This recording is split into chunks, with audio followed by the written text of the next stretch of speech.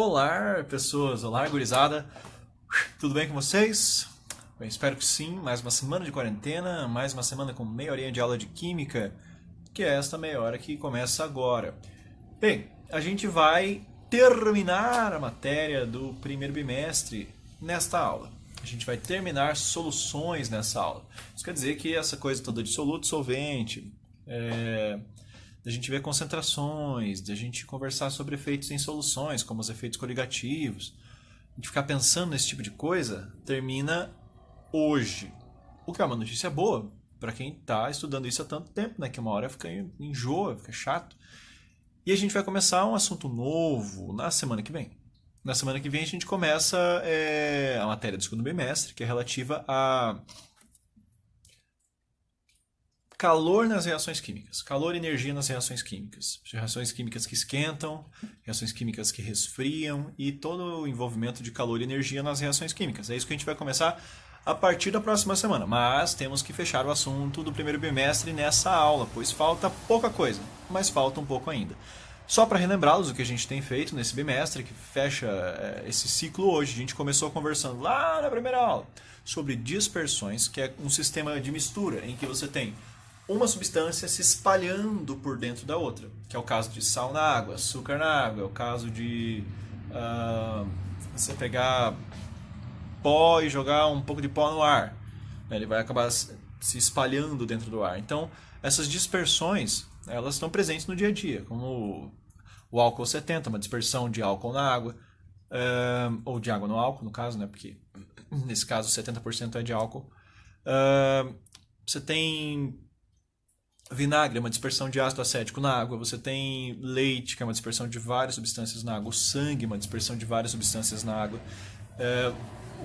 Os rios, os lagos, o próprio ar. Então, sistemas como esses, em que existem pequenas partículas espalhadas dentro de um solvente, no caso, pequenas partículas de soluto, né, dentro de um solvente, se for uma solução, ou se for uma dispersão como uma coloide, que lembra que a gente viu aquele efeito do laser para coloides, que era o efeito Tyndall, ou dispersões que têm partículas maiores, que dá para enxergar a olho nu, que é o caso das que é o caso que a gente viu de areia na água, por exemplo, na aula, que eram suspensões, né? A gente tinha suspensões que eram mais grotescas, né? Dava para ver ali a olho nu as partículas dispersas, tinha as coloides, né? Ou dispersões coloidais, que tinham aquele efeito Tyndall. Aí a gente viu as soluções, que eram aquelas que eram transparentes, né? As soluções, o soluto ele é menor do que o nanômetro. No seu diâmetro, isso faz com que a gente não consiga ver ele a olho nu, nem no microscópio a gente consiga ver essas partículas espalhadas de tão pequena que elas são. E aí a gente começou a estudar soluções por muito tempo. A gente viu solubilidade, estou recapitulando o primeiro bimestre, que é bem longo, bastante coisa. A gente viu solubilidade, né, que tinha aquele limite que você conseguia dissolver de um soluto numa solução, e aí se você ultrapassasse esse limite, você tinha a formação do corpo de fundo, ou o que a gente chama hoje em dia de precipitado. Aí a gente viu aquelas curvas, aqueles gráficos de solubilidade na temperatura, que são as curvas de solubilidade. A gente viu solução supersaturada, a gente começou a conversar sobre concentração comum e concentração molar, a gente ficou um tempo nisso, né? Fazendo esses cálculos de concentração. A gente viu título em massa, título em volume, a gente viu... Enfim, fizemos algumas discussões em relação a concentrações, né, nos seus cálculos de concentração. Aí a gente deu uma olhada em efeitos, isso foi já na última semana, né? Em efeitos gerados pela adição de um soluto numa solução, efeitos gerados chamados efeitos coligativos. E aí a gente vai acabar esse ciclo de soluções com os efeitos coligativos. Essa é a última matéria. A gente começou já semana passada, né? Na semana retrasada a gente estava falando sobre pressão de vapor e temperatura de ebulição. Aí a gente começou a falar sobre efeitos coligativos de fato, que são tonoscopia, né? O abaixamento da pressão de vapor, que são a ebulioscopia, né? O aumento da temperatura de ebulição, e a crioscopia, a diminuição da temperatura para o congelamento, né? de uma solução. Esses efeitos, né? A tonoscopia, a ebulioscopia e a crioscopia, eles são esse final da matéria que a gente está estudando. E aí tem um quarto efeito coligativo, no caso é uma propriedade coligativa. Ela tem a ver com o número de partículas espalhadas numa solução, assim como os efeitos coligativos têm a ver com essa partícula espalhada que você coloca dentro de um líquido, né? Um líquido puro tem um valor de temperatura de ebulição. Um líquido com partículas espalhadas, como por exemplo um pouco de açúcar, um pouco de sal, ele tem uma outra temperatura de ebulição, né? E é isso que a gente está estudando na aula passada.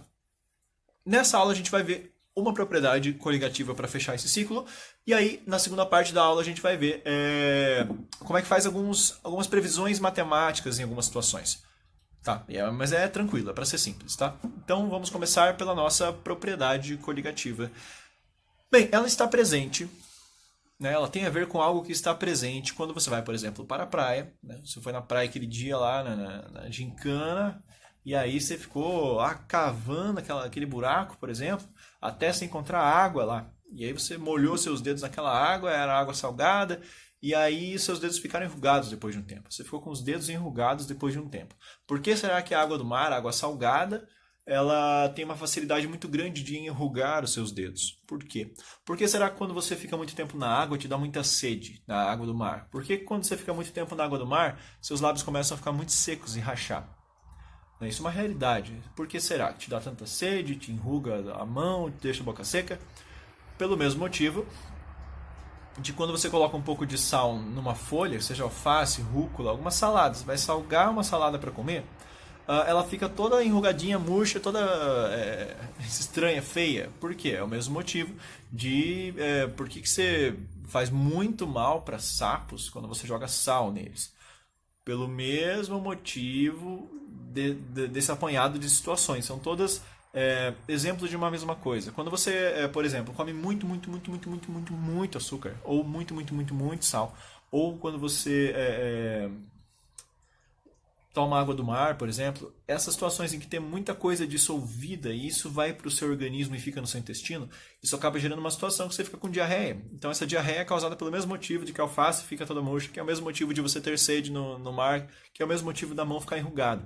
Que motivo é esse? O motivo de todos esses fenômenos é o que a gente chama de osmose. Tá? E é isso que a gente vai começar a estudar. É um fenômeno que é estudado na biologia e na química. Então, na química a gente dá um olhar sobre a osmose e na biologia a gente dá outro, né? A gente, enquanto instituição de ensino, dá um outro olhar para o mesmo fenômeno. Bem, a osmose.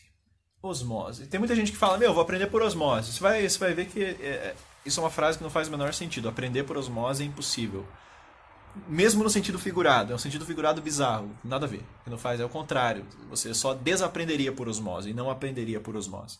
Mas por quê? Porque o que é osmose? A definição técnica de osmose, ela tem palavras complicadinhas, mas eu vou explicar o conceito das palavras e ela, na verdade, é bem fácil esse conceito de osmose. Veja, a gente tem aqui um recipiente com duas alas, duas regiões diferentes, separadas aqui no meio por uma membrana. Tá? Então tem um líquido aqui e um líquido aqui. Eu coloquei nesse exemplo, nesse líquido, né, uma situação de o líquido ter uma baixa concentração de sais, por exemplo. Tem pouco sal nele, desse lado, aí tem uma barreira e tem aqui um líquido com mais sal, bem salgadão. Água do mar e água da torneira, por exemplo. E aí, essa membrana é uma membrana especial. Ela não é uma membrana qualquer, é uma parede de concreto. Ela é uma membrana que tem pequenos orifícios. É uma membrana como por exemplo, um filtro de papel, ou como, por exemplo, uma membrana de barro.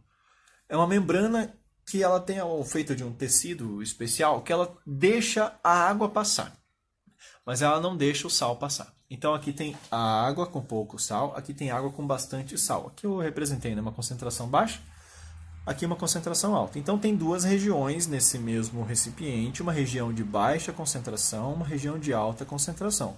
Aqui tem bastante sal, aqui não tem bastante sal, tem pouco.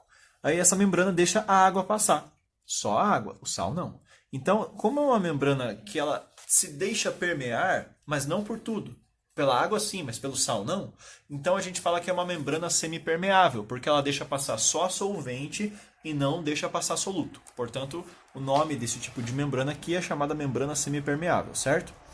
Um dos meios tem baixa concentração ou menor concentração de soluto. O outro tem maior concentração de soluto. Como é que a gente vai dar nome para cada um deles? E tem um nome técnico para cada um deles. Aquela região que tem menor concentração de soluto, a gente fala que é uma região hipotônica. Tônico é relativo, nesse caso, à concentração. Tá? Tônico é meio que de força, né? Uma ideia de uma alta tonicidade, nesse caso, é uma alta concentração. Então, hipo é uma palavra que refere-se a, por exemplo, hipotensão ou hipotiroidismo. Hipo é um prefixo que refere-se a menor, tá? Ou baixa. Essa região de menor concentração vai ser chamada então de região de menor tônica, ou meio hipotônico, né? Região hipotônica ou meio hipotônico. Hipotônico quer dizer o quê? Baixa concentração. Tá? Tônico de concentração, no caso aqui, nesse contexto, e hipo de menor ou pequena. Então, essa é uma região hipotônica, certo? Em relação a essa. Essa aqui é maior, essa é menor em concentração. Então, essa é a região hipotônica. Portanto, aquela, né, o prefixo que vai dizer respeito a maior ou grande, nesse caso aqui, vai ser hiper. Então, hipo quer dizer pouco. Hiper quer dizer muito ou maior. Então, a gente tem uma região com pouca concentração, que é chamada região hipotônica ou meio hipotônico. E nesse caso aqui, com bastante sal, tipo uma água do mar, o meio hipertônico, ou uma solução hipertônica, ou uma região hipertônica. Tá? Então temos o seguinte panorama. Separados por uma membrana que só deixa passar solvente, uma membrana semipermeável, temos de um lado uma região com baixa concentração, hipotônica, uma região com alta concentração, hipertônica. E aí, o que é o fenômeno de osmose nesse caso? Aqui está meio abstrato, né? Bizarro, mas a gente vai aplicar isso nas situações que eu comentei anteriormente, tá? Tá vendo que tem um fluxozinho aqui passando? Esse fluxo é do quê? Lembra que essa membrana só deixa passar, nesse caso aqui, a água. Só deixa passar o solvente. O soluto ela não deixa. Então, tá vendo que tem um fluxo aqui para esse lado direito da folhinha aqui, ó. Né? No meu lado direito, no caso. Não sei se espero que sim, né? Apareça na tela dessa forma. Tá vindo para cá, para essa região. O que está indo para lá? É água ou sal? É água, né? Porque essa membrana só deixa a água passar. Então está passando um pouco de água para o lado mais concentrado, saindo do lado menos concentrado para o lado mais concentrado. Ou seja, o lado concentrado está puxando essa água de alguma forma. Tá, vamos pensar o que está acontecendo. Esse fenômeno de osmose é o quê? É isso que vocês observaram nessa figura. É o fenômeno em que, quando tem dois meios, um deles com mais concentração e um com menos concentração, separados por uma membrana que deixa passar o líquido vai passar do que está menos concentrado para o que está mais concentrado. É sempre assim. Então, naturalmente, esse processo é um processo espontâneo, natural. A osmose é um processo espontâneo de quê? De passagem do solvente, no caso aqui a água, né? De passagem do solvente do meio hipotônico para o meio hipertônico. Através de quê? De uma membrana semipermeável. Veja só que definição específica, né? O que é osmose, então? A osmose é um processo espontâneo de passagem de um solvente do meio hipotônico para o meio hipertônico através de uma membrana semipermeável. Resumo, quando tiver dois meios, um com maior e um com menor concentração, a água, no caso se for a água, né, o solvente, vai passar sempre do menor para o maior. É isso. Ou seja, se for aqui sal, né? Aquele que tem mais sal, ele está puxando a água. Aquele que tem mais sal está puxando, atraindo a água para ele, através da membrana. Está puxando a água do outro lado para cá. Né? Aqui tem mais sal, vou puxar para cá.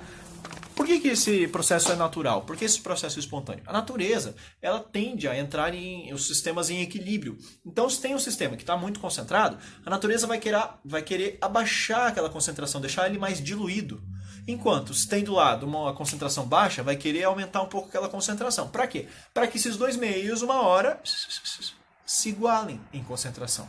Aquele que tem muita água perca um pouco, aquele que tem pouca água aumente um pouco, e aí eles acabam entrando numa situação de concentrações iguais. E a osmose para quando isso acontece. A osmose é para quê, então? É para igualar as concentrações. E é um processo natural. Quando existe comunicação através de uma membrana entre dois líquidos e um deles está mais concentrado que o outro, esse que está mais concentrado puxa a água para ele, através da osmose, para ficar menos concentrado, deixando o outro um pouquinho mais concentrado e eles acabam se igualando em concentração. Qual que é o nome que se dá para os meios que têm igual concentração? Se aquele que tem uma concentração baixa é chamado hipotônico, aquele que tem uma concentração alta é chamado hipertônico, os que têm concentração igual são chamados isotônicos. Então, a osmose ela tende a quê? Ela tende a deixar o sistema isotônico, né? Dois sistemas isotônicos um em relação ao outro. Como? Através da passagem de solvente, fazendo com que essas concentrações se igualem em algum momento. Quando elas se igualarem, a osmose para de existir. Ela serve apenas para isso, para deixar os meios com a mesma concentração, certo? Então, resumo, a osmose ela é a passagem espontânea de solvente do meio hipotônico para o hipertônico através de uma membrana semipermeável até que haja uma situação de meios isotônicos. Aí ela cessa, ela para. Então, é a passagem de líquido, no caso aqui, se forem soluções do estado líquido, né? Com solventes líquidos, vai ser a passagem de líquido da onde tiver menos para onde tiver mais. Né? Onde tiver mais, vai puxar para ela aquele líquido para diluir um pouco e deixar as duas concentrações iguais. E agora, o que tem a ver isso com todos os exemplos que eu dei de início? É o seguinte, quando você vai para a água do mar, você tem a sua pele em contato com a água. E a pele, ela é uma membrana dessas, semipermeável. Bem, sabendo disso, compare o lado de dentro do seu corpo com o lado de fora que está em contato com a água do mar. A água do mar tem bastante sal. Ela é muito mais salgada que os líquidos do seu corpo, que tem uma certa concentração de sais, mas não é tão alta assim. Então, se os líquidos do seu corpo têm uma certa concentração de sais e a água do mar está muito salgada, a sua pele ela vai fazer essa osmose acontecer. A osmose vai acontecer de que forma? Lembra que a osmose é a passagem de solvente para onde está mais concentrado? Então, sai da onde está menos concentrado, que é de dentro do seu corpo, que tem uma concentração baixa de sais relativamente, né? O seu corpo por dentro, nesse caso, é o meio hipotônico, e vai para onde tem mais, que é, no caso ali, a água do mar. Então, a água do mar está fazendo o quê? Está roubando a água do seu corpo, está sugando a água do seu corpo, está esvaziando a água do seu corpo através da sua pele.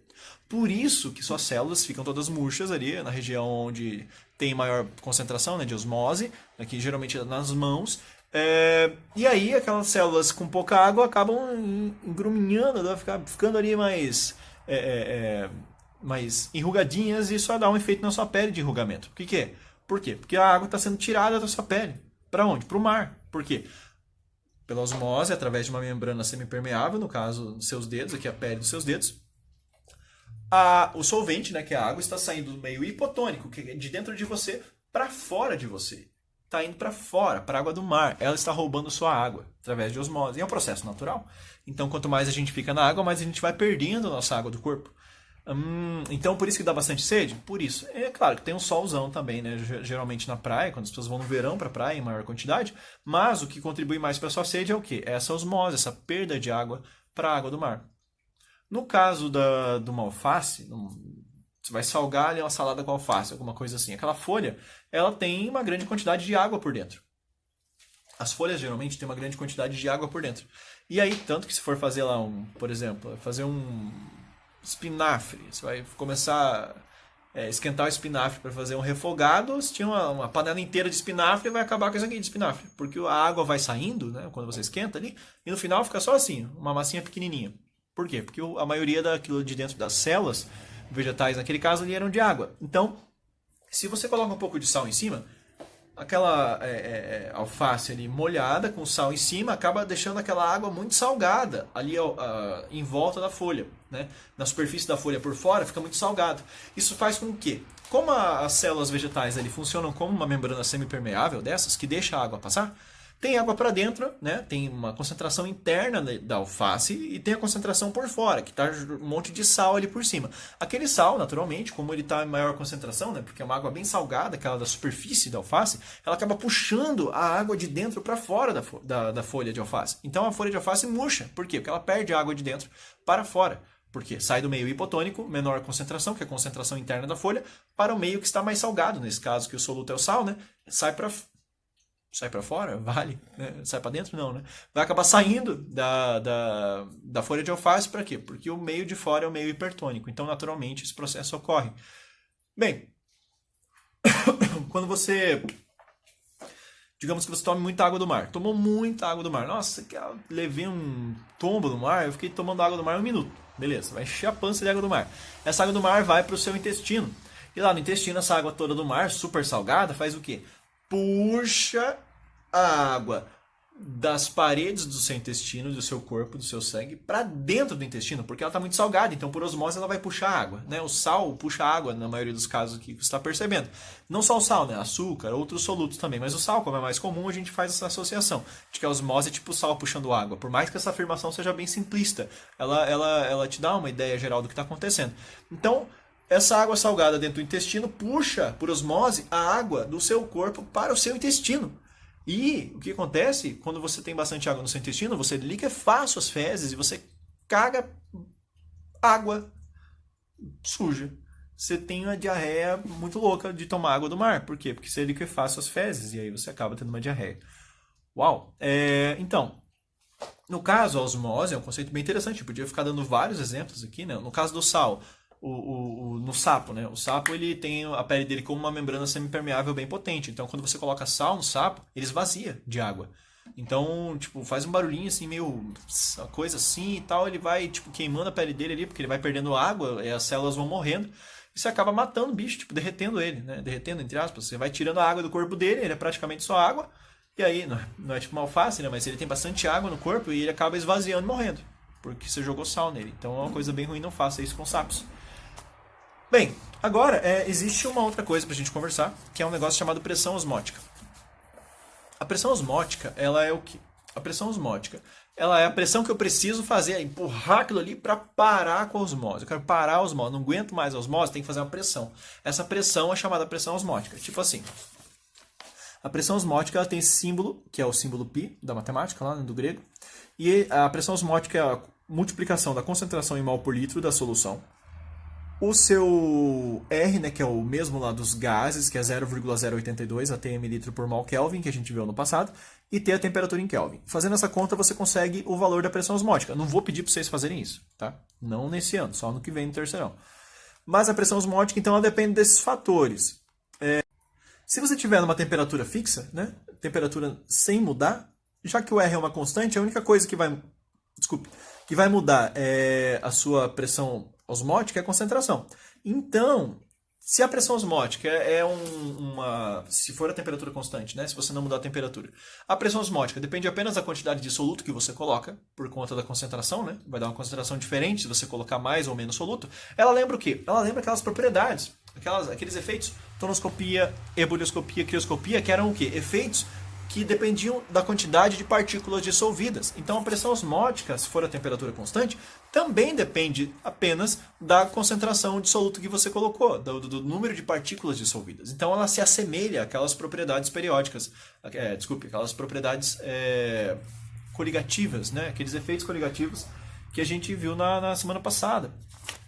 Então assim, quanto maior for a concentração de uma solução, mais difícil vai ser fazer parar a osmose que está acontecendo. A gente tem que, por exemplo, aqui colocar um pistão e apertar esse pistão para tentar parar a osmose, que é um processo natural, né?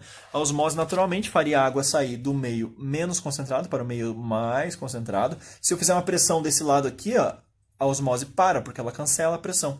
Então, quanto maior a concentração, pior vai ser essa força, essa pressão que eu tenho que fazer, maior será a pressão osmótica para parar a osmose. E se eu fizer uma pressão tão grande, tão grande, tão grande nesse meio, que eu consiga fazer a osmose acontecer ao contrário. Tipo, sair a água do mais concentrado para o menos concentrado, de tanto que eu apertei esse sistema.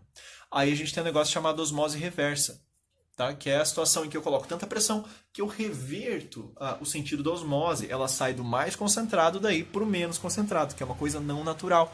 Para isso tem que apertar bastante e fazer alta pressão. Essa osmose reversa ela é utilizada em sistemas de reutilização de água do mar. É um sistema de dessalinização da água do mar. Que você aperta bastante água do mar em um sistema mecânico adequado, você faz então aquela água sair da água do mar e ir para um outro recipiente de menor concentração de sais, e isso vira água potável depois. Então, existem sistemas de dessalinização da água do mar que utilizam a pressão osmótica, né? Você faz uma pressão tão grande ali que você acaba gerando uma osmose reversa e você retira a água potável de dentro da água do mar e joga ela para fora da água do mar, através de uma membrana, né? Você tira a parte da água sem os sais, né? Os sais não vão junto, mas a água sai da água do mar e você tem uma água lá mais potável no final.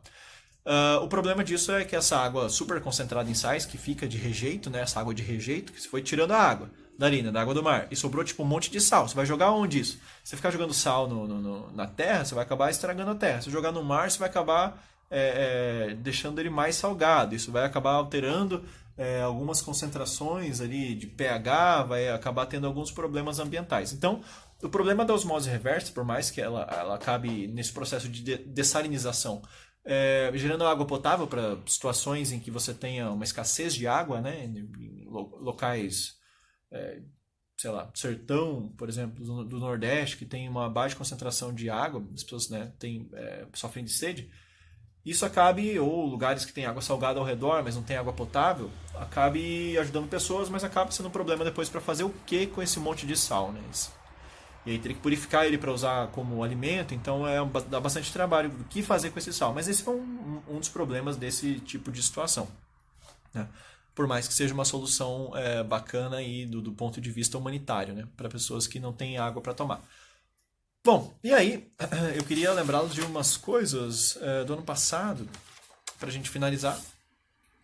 Que coisas são essas? Bem, para relembrá-los, existia lá, quando a gente viu os sais eram feitos de íons, né? Aqui eu coloquei alguns sais e eu não vou cobrar além disso, desses que estão aqui. Então é só decorar esses daqui, tá tudo certo. Tá? Algo muito parecido com esse.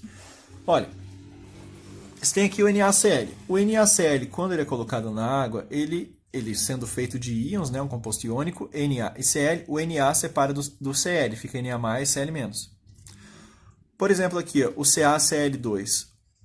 Dois Cls se separam do cálcio. Ó. Os Cls ficam aqui de um lado, Cl-, e o cálcio fica de outro. No caso aqui do AlBr3, ó, o AlBr3 tem 3 Brs, ó, os 3 Brs ficam para um lado, quando entra em água, esse sal se separa, e o Al fica para o outro lado, separa, né, o Al do Br, no caso aqui 3 Brs, né, 3 bromos. Aqui embaixo, ó, Al2O3, separa esses alumínios, que são 2, dos 3 oxigênios que a gente tem. Então, os sais, ou bases, ou ácidos que a gente viu lá no terceiro bimestre do ano passado, da primeira série, eles acabam em água fazendo processos de dissociação iônica, ionização. Então, se você colocar, por exemplo, olha, 1 mol por litro de NaCl na água, 1 mol de NaCl, você vai acabar liberando, ó, 1 mol de Na, certo? E 1 mol de Cl, ou seja, a gente não vai ter no final das contas, se você colocou 1 mol de NaCl, no final das contas tendo 1 mol de Na e 1 mol de Cl, você vai ter quantos mols no final das contas? 1 mol desse e 1 mol daquele, 2. Então, colocando 1 mol de sal na água, você acaba no final com 2 mols de partículas. No caso, se for NaCl, 1 mol de Na e 1 mol de Cl, juntando 2 mols de partículas. Então, você acaba multiplicando a concentração de uma solução, caso seja um composto que se ionize, que gere íons na água. Tá? Por que eu estou falando disso? Porque existem, só para prepará-los para o ano que vem, existe nesse caso, nessa matéria, que é propriedades coligativas, efeitos coligativos, essa parte de cálculos matemáticos para você chegar em qual é a solução que tem maior concentração de partículas, qual tem a menor concentração de partículas, como é que isso vai acabar influenciando nos efeitos coligativos, né? Crioscopia, bulioscopia e tonoscopia.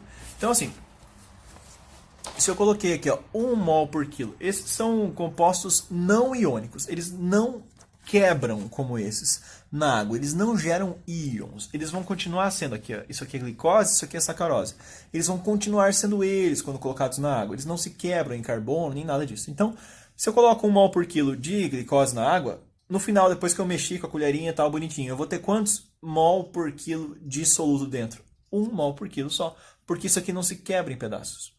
Se eu tenho 1 mol por quilo de C12H22O11, que é sacarose, açúcar comum de mesa, né, que a gente come e tal, que a gente coloca nas coisas, nas sobremesas, 1 mol por quilo dessa sacarose, como ela é um composto que não se quebra, não é iônica, vai continuar sendo 1 mol por quilo para sempre, por mais...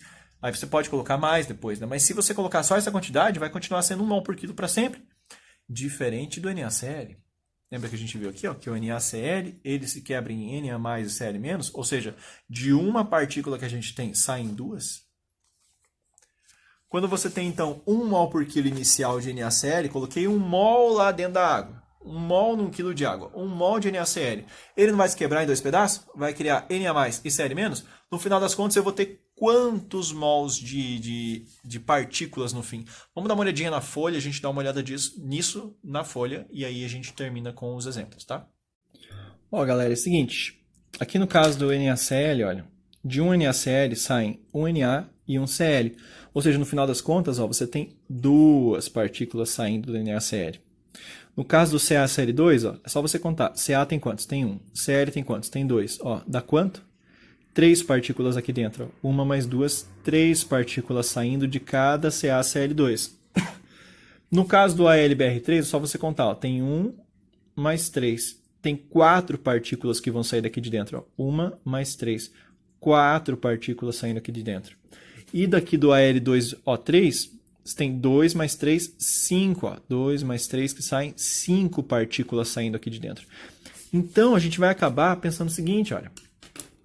Em situações como essa, no NaCl, se você colocar 1 mol de NaCl, você vai ter quantos mols de partícula no final? Você tem um desse e um desse, eles vão se separar na água, você vai ter 2 mol no final. Vai ser multiplicado por 2, porque são duas partículas aqui dentro. No caso do CaCl2, só você contar, ó, tem 1, 2, 3. Tem 3. 3 partículas aqui dentro. Então, esse 1 mol vai virar quantos? Vai virar 3 mol. No caso do AlBr3, ó, você conta 1, 2, 3, 4. 4 partículas aqui dentro do AlBr3. Quando você colocar 1 mol disso na água, vai virar 4 mol disso na água. E 1 mol por quilo aqui de Al2O3, conta, 2 mais 3, saem 5 partículas daqui de dentro. Então, esse 1 mol que você coloca vira 5. Ele multiplica por 5. Se fosse 2 mols, vezes 5, ia ficar 10 mols de partículas. Então, no caso aqui de compostos iônicos, como esse, essa concentração é multiplicada pelo fator que é o número de partículas aqui dentro, de íons, né, que você tem. Aqui tem 1, 2, aqui tem 1, 2, 3, aqui tem 1, 2, 3, 4, aqui tem 1, 2, 3, 4, 5, tá? Aqui não, esse 1 mol vai continuar sendo 1 mol, porque esse C6H12O6 ele não se quebra em pedaços. Esse C12H22O11 não se quebra em pedaços, ele continua sendo 1 mol. O que isso tem a ver com o que a gente está estudando? Lembra que quanto maior o número de partículas que você coloca dissolvida, maior serão os efeitos? Tonoscopia, crioscopia, ebulioscopia e a pressão osmótica. Então, assim, como é que pode cair um negócio desse? Tipo esse exemplo aqui, tá? Tipo esse exemplo aqui. Olha, você tem... Considere as seguintes soluções para os próximos exercícios. Daí a gente acaba a matéria do bimestre aqui nesses exercícios, tá? Bem, aí eu passo a tarefinha no final. Você tem 0,1 mol por litro de sacarose, 0,2 mol por litro de sacarose, 1 mol por litro de NaCl, 2 mol por litro de NaCl e 2 mol por litro de CaCl2. Vamos ver. A sacarose ela se quebra em alguma coisa dentro da água ou ela continua sacarose? Ela continua sacarose, porque ela não é nem sal, nem base, nem ácido, tá? Então, ela sendo um composto molecular, que a gente chama, sacarose é aquele C12H22O11. Ela, tendo 1 mol por litro no começo de sacarose, você vai ter quanto no final? 0,1 mol por litro mesmo. Então, ela não vai ser multiplicada por nenhum fator. Aqui no caso, sacarose também é 0,2 mol por litro de sacarose, vai ter 0,2 mol por litro de sacarose mesmo. Já o NaCl, lembra? Ele se reparte quando colocado na água. Então, se eu tenho 1 mol por litro de NaCl, vai ter 1 mol por litro desse. Daqui 0,1, né? 0,1 mol por litro de NaCl. Vai ter 0,1 mol por litro desse cara e 0,1 mol por litro desse. Ou seja, no final vai ter quanto? 0,1 mais 0,1. 0,2 mols por litro de partículas, né? Ao fim da dissolução. Aqui eu só tenho 0,2 mol por litro de NaCl, ele vai repartir no meio, vai ter 0,2 desse, 0,2 desse, vai acabar dando 0,4 mol por litro de partículas dissolvidas, né? 0,2 desse, 0,2 desse. No caso do CaCl2, ó, reparte aqui, tem 1 mais 2, tem 3 vezes esse valor, né? Tem 0,2 aqui, 0,2 e 0,2, ou seja, 0,4 desse com 0,2, 0,6 no final, ou seja, 1 mais 2, basta multiplicar isso aqui por 3 vezes esse valor, vai ficar 0,6 mol por litro. Então, aqui a gente tem as concentrações em alaranjado de partículas, tá? De partículas que estarão dissolvidas dentro da solução após o processo de dissolução. Então, vamos pensar. Quais são as mais concentradas? Essa é a mais concentrada. Depois, essa aqui é a mais concentrada. Essas duas têm uma concentração igual de partículas, né? Por mais que elas tinham concentrações iniciais diferentes, a concentração de partículas ao fim foram iguais. E por último, você tem essa aqui que é a menos concentrada, que é a A. Então, ó, vamos pensar, vou colocar aqui um ranking, tá? A E é a mais concentrada. Depois dela vem qual? A D. Depois vem qual? A C, que está empatada com a B, né? C e B são iguais. E por fim vem a A, certo? Então esse é o ranking de concentração de partículas dissolvidas, certo? Por esse raciocínio de que as partículas estão sendo quebradas, né?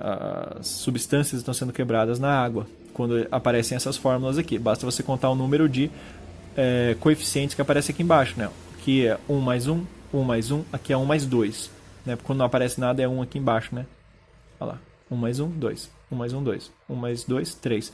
Basta pegar essa concentração aqui e multiplicar pela soma desses coeficientes aqui embaixo, quando aparece. Beleza? Então, temos esse ranking, tá? Agora, para finalizar, vamos ver, ó, desse lado aqui mesmo. Escreva soluções em ordem crescente de pressão osmótica, ou seja, da menor crescendo para maior. Da menor para maior. Pressão osmótica. Vou copiar esse ranking aqui, tá?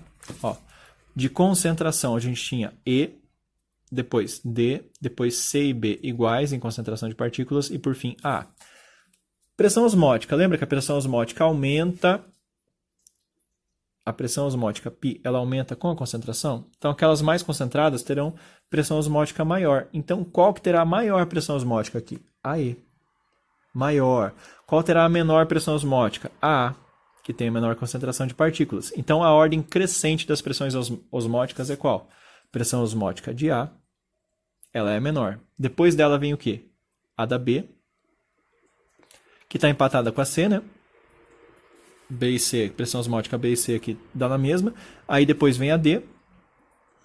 E por último, a maior pressão osmótica é desse sistema aqui, ó, sistema E, que é o mais concentrado, que tem mais partículas dissolvidas, certo? Vamos ver aqui no caso do ponto de ebulição, né? Lembra que quanto maior a concentração que você tem, lá na ebulioscopia, maior será o ponto de ebulição? Então, tá vendo que é a mesma relação que você tem com pressão osmótica? O ponto de ebulição A será o menor, porque ela tem a menor concentração. Depois vem o quê? O ponto de ebulição B. Depois vem o quê? O ponto de ebulição... Opa, desculpe. O B e o C têm a mesma concentração, né? Então, o B e o C aqui iguais, né? Empatados. Depois vem o ponto de ebulição D, que vai ser o que tem o segundo maior. E, por fim, aquele ponto de ebulição da solução E, de cloreto de cálcio, que é esse aqui, que é o campeão do ponto de ebulição, porque ele tem mais partículas dissolvidas, ele dá um maior efeito coligativo, ele tem mais ebulioscopia que o resto, porque ele tem mais partículas dissolvidas. Isso atrapalha mais a ebulição e faz com que o ponto de ebulição seja maior. Bom, para finalizar aqui, vou só copiar para a gente ter essa referência. Ó. A concentração da E é maior do que a D, que é maior do que a C, mas a B e a C estão empatadas, e a de menor concentração é a A. É só para a gente lembrar dessa ordem.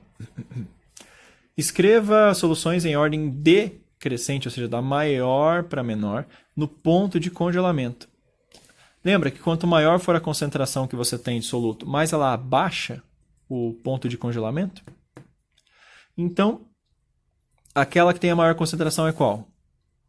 A E, né? A E tem maior concentração. Então, ela vai ter o menor ponto de congelamento. Então, o menor de todos vai ser, PC, menor vai ser da solução E, porque ela tem a maior concentração.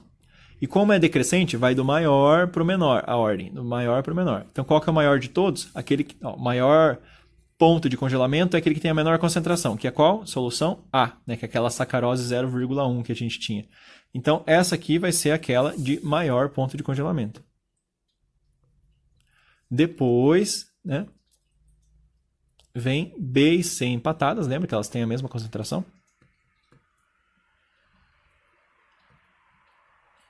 Depois vem o ponto de congelamento D E por fim, o menor ponto de congelamento, aquele que abaixou mais o ponto de congelamento, é aquele mais concentrado, né, que teve mais crioscopia, por crioscopia que foi o que diminuiu mais, que é a solução E, porque ela era mais concentrada, lembra? Então ela vai ter o menor ponto de congelamento. E por fim, número 4, para a gente finalizar, e eu falar as tarefas para vocês, que são 2 exercícios só de tarefa. Escreva soluções em ordem decrescente, ou seja, da maior para menor, em volatilidade. Lembra que a volatilidade era aquela capacidade de evaporar? E quanto maior a concentração que você coloca de partículas dentro de um líquido, menos ele evapora, então menos volátil ele fica. Isso quer dizer, qual que vai ser o menos volátil de todos? Aquele com mais partículas dissolvidas, que era a solução E. Lembra que ela deu lá 0,6 mol por litro? Então, essa vai ser a última da lista. Ó. Volatilidade E vai ser a menor. Por quê? Porque vai ter mais tonoscopia. Lembra? A tonoscopia vai abaixar mais. No caso da solução E, porque tem uma concentração maior. Então, a ordem vai ser igual a essa. Ó. A volatilidade do A, que é o que tem menor concentração, vai ser a maior volatilidade, porque não abaixa tanto a pressão de vapor, né? A volatilidade. Depois, a volatilidade B, igual a do C, porque os dois têm a mesma concentração de partículas. Aí, D, e finaliza com a E como a menos volátil. Por que menos volátil? Porque lembra que a tonoscopia abaixa a volatilidade, deixa a solução menos volátil, fazendo com que ela evapore menos, fazendo com que a pressão de vapor dela seja menor. Então, aquele de maior concentração vai ter a menor volatilidade, certo? Então, esse aqui é um exercício de comparação através aqui dessas soluções que a gente tem, né? A gente viu aqui em laranja quais eram as concentrações de partículas dissolvidas, e quanto maior fosse a concentração, maior seria o efeito coligativo, ou seja, maior seria a pressão maior seria a pressão osmótica, maior seria a tonoscopia, ou seja, baixaria mais a pressão de vapor, deixaria menos volátil. Maior seria o ponto de ebulição, ou seja, maior seria o efeito de ebulioscopia. E menor seria o ponto de congelamento, ou seja, maior seria o efeito de crioscopia. Beleza? Dê uma revisada, senhoras e senhores, na aula passada, para você entender melhor isso aqui, certo? Esses efeitos, crioscopia, tonoscopia, ebulioscopia. E aí, tentem fazer os exercícios da tarefa. Quais são os exercícios da tarefa? Eu vou tentar achar uma folha menos rabiscada aqui, ó, para escrevê-los, certo? A tarefa de vocês, senhoras e senhores, são 2 exercícios. Quais? Página 27 do livro de atividades. Exercícios 19 e 21. Qualquer dúvida que vocês tiverem, pessoas, vocês podem perguntar para mim. Me manda aí no privado mesmo, ou manda comentário aqui no vídeo. Pergunte as coisas. Se você não entender alguma coisa, eu vou te mandar áudio explicando, eu te mando foto, te mando vídeo, o que você precisar para você entender. Então, tamo junto, cara. Não é pra te ferrar que eu passo tarefa, não. É pra você exercitar e aprender esses negócios aí, porque também é o dever da escola, né? Então, senhoras e senhores, boa tarefa para vocês. Essas aqui, página 27, livro de atividades, número 19 e 21, para vocês fazerem. E qualquer dúvida que vocês tenham, qualquer mesmo, estudem isso aí e me perguntem, tá? Então, nos vemos. Até mais. Tchau.